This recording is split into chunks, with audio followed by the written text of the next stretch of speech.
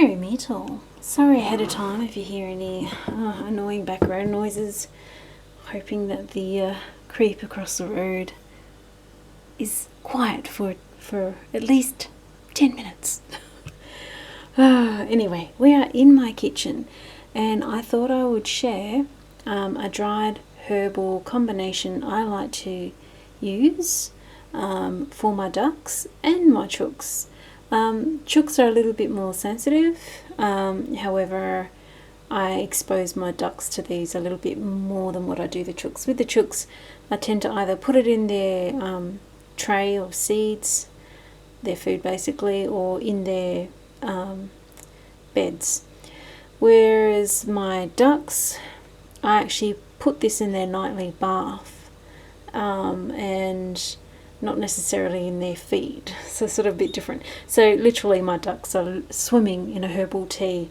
I do use fresh mint, but I like to have a large quantity of this mixture. And oh no, I can hear it talking, starting to talk. We're just going to go in here, so I'll grab the small jar of herbals. It's that time of the night where I've got stuff to do. I've got eggs to make for my chooks. Yes, they eat eggs. It's good for them. Hens, chooks or ducks will eat their eggs sometimes, and it's because they need it. When people get annoyed about their birds eating their own eggs, if your bird is doing that, it's because they need it. I think you can do without an egg or two. If they need to eat their eggs, they're going to eat their eggs.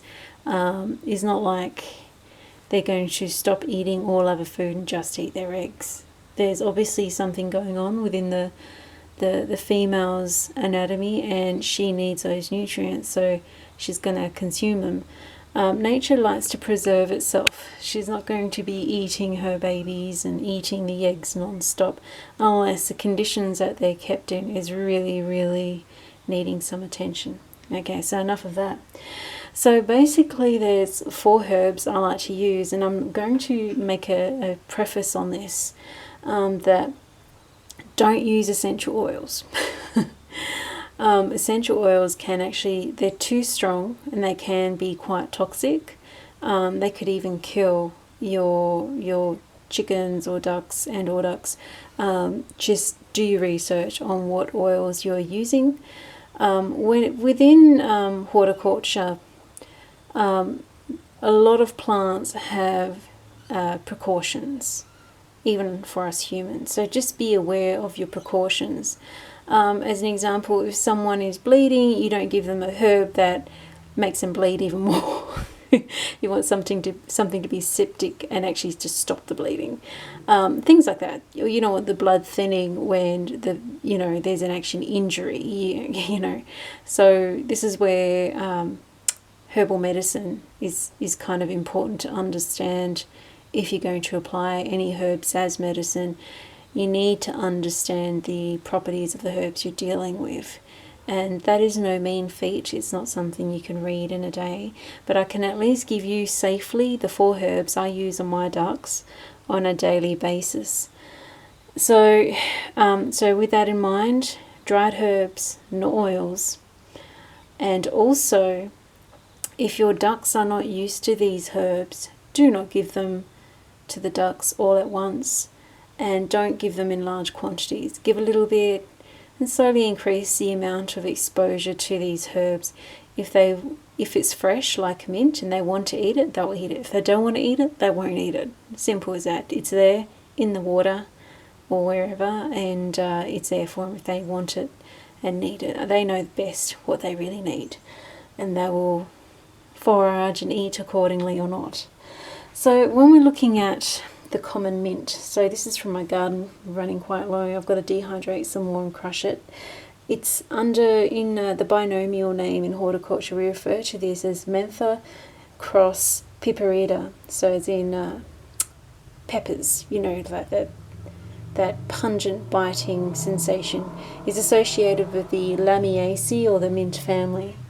So common mint, oh, sorry, you can hear him. He obviously can hear me, so he's starting to talk and bark. I don't know what's worse, him or the dog. He goes to the letterbox and then starts yelling out and talking across the road to me.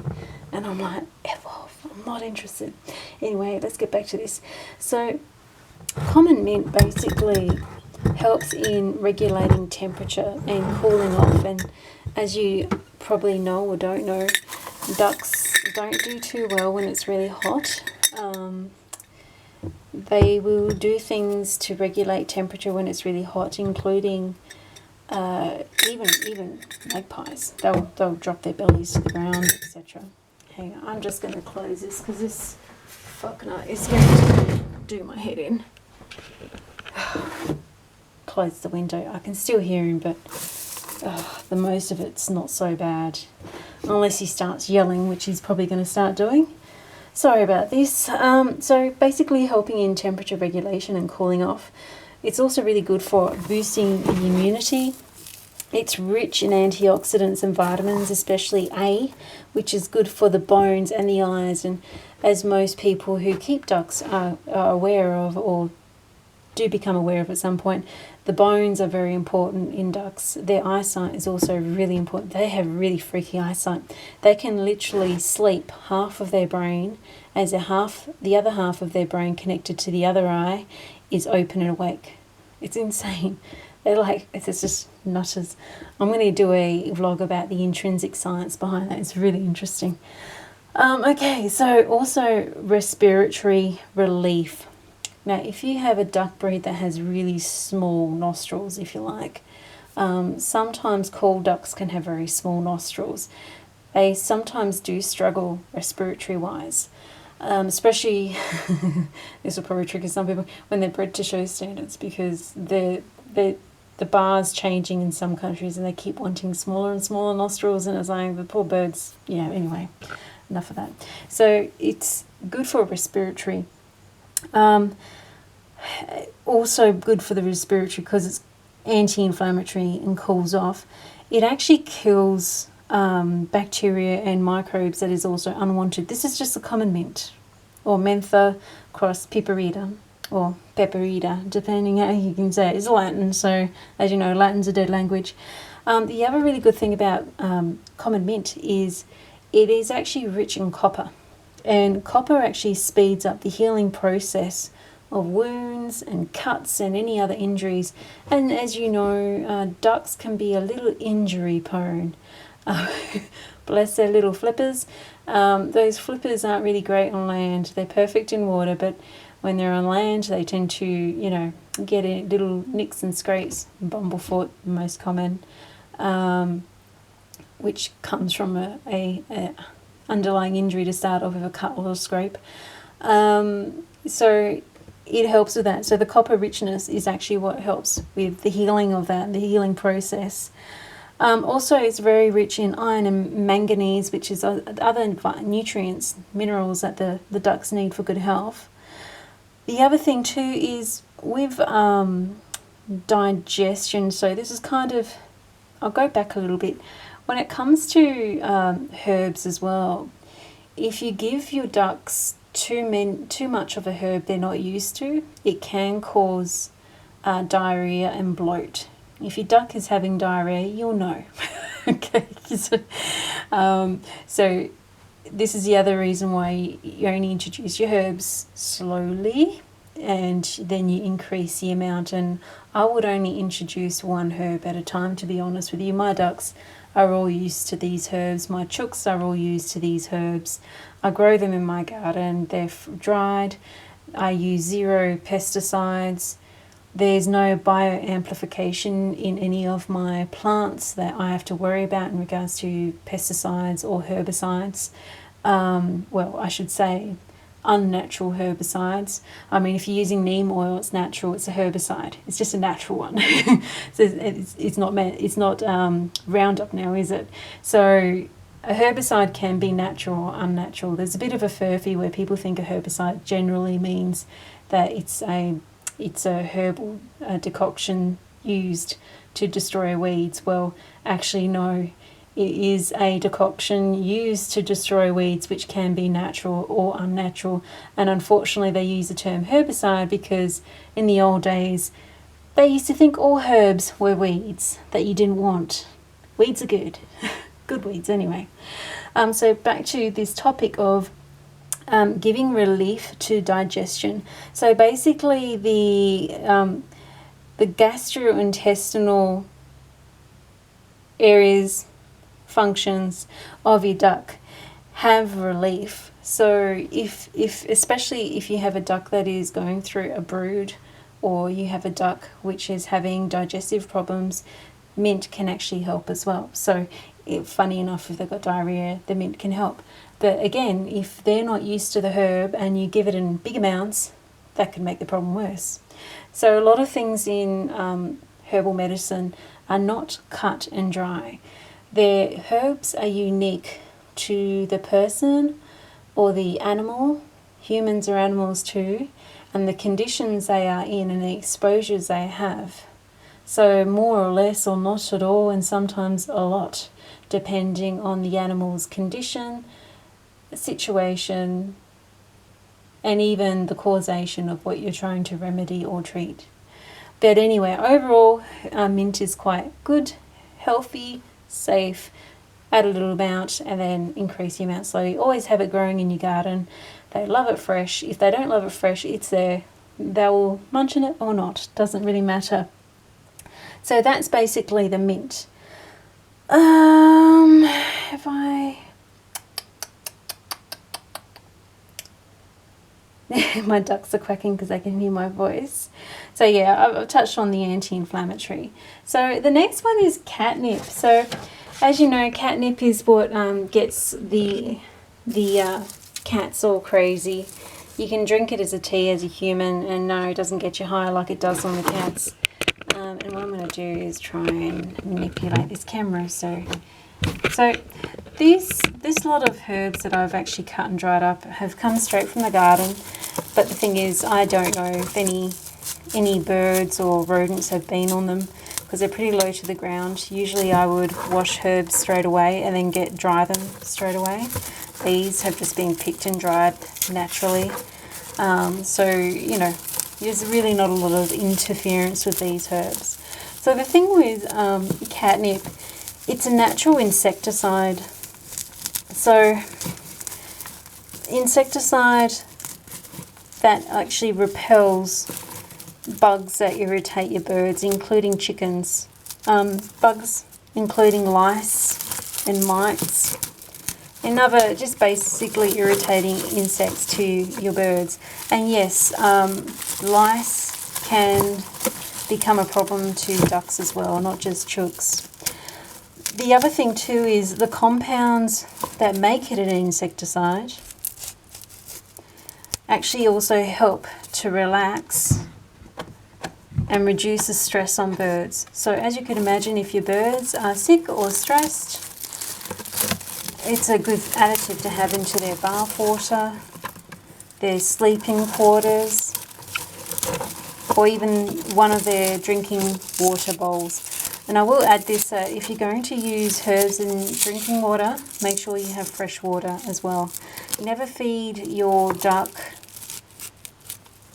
anything without having also fresh water next to what you're feeding them. Because their digestion, they actually need to pick up the food in their bill, and then they need to drink water to basically bring that food down. Without drinking water, clean, fresh drinking water, they cannot digest that food.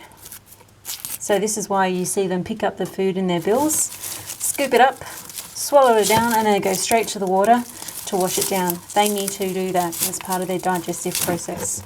So if you're going to have herbs in drinking water, make sure you have fresh drinking water right next to that, where they can also wash that down.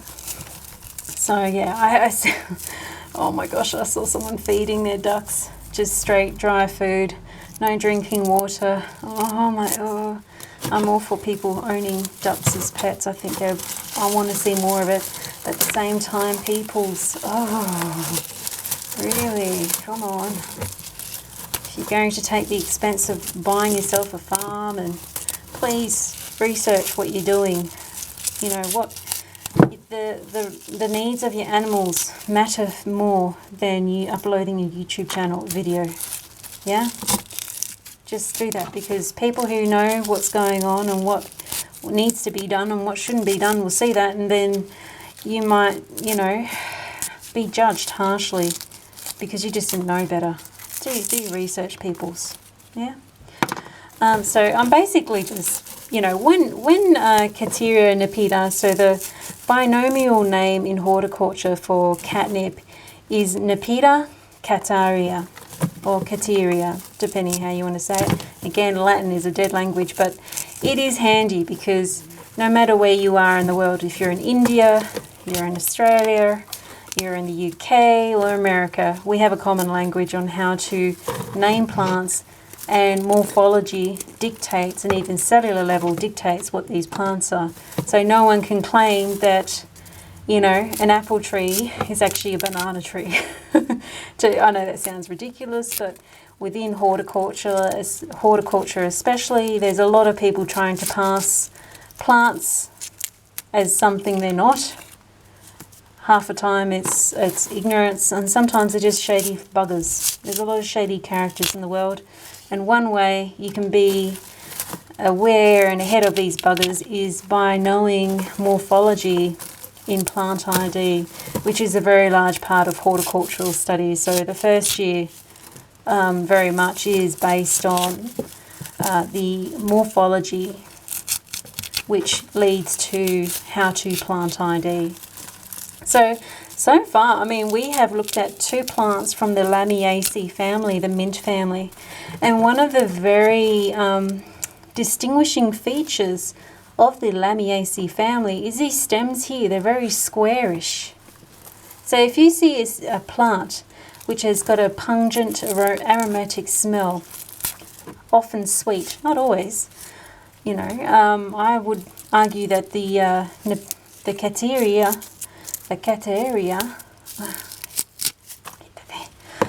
is actually has a bit of a peppery smell to it. It reminds me of, you know, the false hot mint, often called Vietnamese mint. Same sort of peppery, sort of opposed to sweet smell. And I'm basically just removing the herbs from the stems and the flowers. So I'm removing the stems. Stems can get stuck in your bird's gullet, in their crop. Their crop is sometimes referred to as the boob, the food boob. They develop this big round balloon in the front of their bellies where they've actually got all that food. And again, this is also why they need to have grit, dirt, stones, sand to also help them digest that. If they don't have access to that food is just going to sit in that food boob and ferment, which can make your duck very ill, even die. So I've just mixed these 2 together. It smells yummy. So that's the Nepeta cataria and the Mentha cross piperita. So another herb that is in I've still got some more cataria here. So in the same way that this focus has gone off a little bit, sorry, it's because it's zoomed in. I'll just play around with the zoom a little bit. So for the same reasons that it also chills out cats, it also chills out your ducks. It is very much a favourite herb of mine to add to their bath water, because every night my ducks have a warm herbal bath, and then they go into their clean, fresh beds in my office. It makes life a little easier for me. If they're more ready for sleepy times, then who's the top of the hen pecking order in my office? You know what I mean? So if I'm not making them more sleepy because, I want them to go to sleep and shut up and, that sort of thing. It is good for them, so I wouldn't do anything that's good for them. So being at night, it's a wonderful herb to add to their bathing water at night, or drinking water. But again, remember, if you're going to give herbs in their drinking water, you need to have at least an equal-sized water bucket or trough where they can wash this shit down, basically. Yeah? Don't ever, you see anyone feeding their ducks without access to fresh water next to what they're feeding, please educate that person. They may not know better. And, you know, it sucks. It sucks to be told because you don't know. But at the same time, you've got these beings. You owe it to them to be a responsible pet owner or an animal parent. And you need to do your due diligence. And you're not always going to get this information from a book that sees these things as things and objects to own, control, see how much money and food you can get off. You know, it's funny, like with the veterinary books I have access to now, they're literally divided up into pet friendly and not pet friendly, like, which is nice to see. It's nice to see that people are making this correlation between typical agriculture in the past, when the old ways was removed from it, where animals are just treated as stock, you know, and foods and stuffs, and the perspective now of seeing these beings as the beautiful little sentient things they are, and how we try and preserve their life and help them heal when they need help, which, you know, they often will do. If you're going to get a duck, you're going to run into issues sometimes. So anyway, another herb which is in the Lamiaceae family also is Marjoram hortensis in binomial in horticulture, or Marjoram. There's a few different types of Marjoram. So this beauty is mighty. She's anti-inflammatory. She's also antimicrobial. She's also an antioxidant. A lot of herbs are. But one of the majorly awesome things about Marjoram is it's good for women's health. Okay, so often ducks and chooks, especially ducks, sometimes will get egg bound. It's hard for them to pass that egg through. Basically, Marjoram acts as a laying stimulant. So obviously, if you have a duck who's having the opposite issue, which is very rare, of laying eggs too much before they're even ready, things are just passing through, they got the runs, you wouldn't be giving them Marjoram now, would you? Because it's a stimulant. But the other fantastic thing, despite hen health and the egg reproductive arena, is that it's great against bacteria. So Staphylococcus, which is also part of what happens when you get a staph infection, or bumblefoot. It fights against it. Also E. coli, Shigella, protus, and Pseudomonas bacterias, and some more. But they're the main bacteria that can cause misery. And as you can see, these are also flowers, not just the leaves themselves. So I basically just make a large, this is about 4 litres, this tub. It will be pretty much most full. Oh, and I forgot, last of all, my battery is now flashing. I've also got Artemisia absinthium, which is a wormwood. There's many types of wormwood. Make sure it's Artemisia absinthium. It's an anti-inflammatory, antioxidant. It's also good as an insecticide, and it actually repels snakes, so it's fantastic in the actual bedding area as well. It's also an appetite stimulant, so if you need to stimulate the appetite of your animals because they've been unwell or they're in shock or scared for whatever reason. I've just pulled off a whole bunch of flowers here. I've got it on my table. This is the flowers of the wormwood. Leaves, flowers, doesn't matter. Put it in there, just not the stems. It's really strong. And this basically, I put about a quarter of a cup in the warm herbal bath. So anyway, that is my 4 herbs I like to use on my babies on a daily basis. They're all used to it, and I mainly put it in the warm herbal bath they have every night. How you administer and introduce it to them, it depends on your situation, what you have access to, and your routine, but it's worth putting in there. If you're not used to any of these herbs and your birds aren't used to these herbs, start with common mint. I would then go straight to marjoram because the girl's health is of eggs and everything. That seems to be a very common. And also the fact of bumblefoot, so basically staph infections. Marjoram fights against that. I would do the common mint, the marjoram, and then I would introduce a catnip, and then I would introduce a wormwood. So I'd stagger it like that. If you're not used to the herbs, the birds aren't used to the herbs, introduce them slowly. I'd introduce them if they've never had these herbs before. I'd introduce it over 4 weeks minimum, and I would be growing it yourself. They're very easy to grow, and you dry it so then you have access all year round. That's it from me now. Blessed be Mary Part. My camera is now flashing at me, and I've got to do the rest of these, pull them apart. And I've also got this beautiful box of wormwood here because I've got to get my girls in for their nightly bath for an hour or so, and then the boys and everyone else. Blessed be Mary Part. I hope this has helped, and if you're not familiar with all this, that it's giving you a little bit more confidence.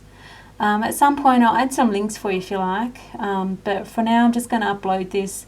It's basic information, easy to implement. Blessed be and Mary Part.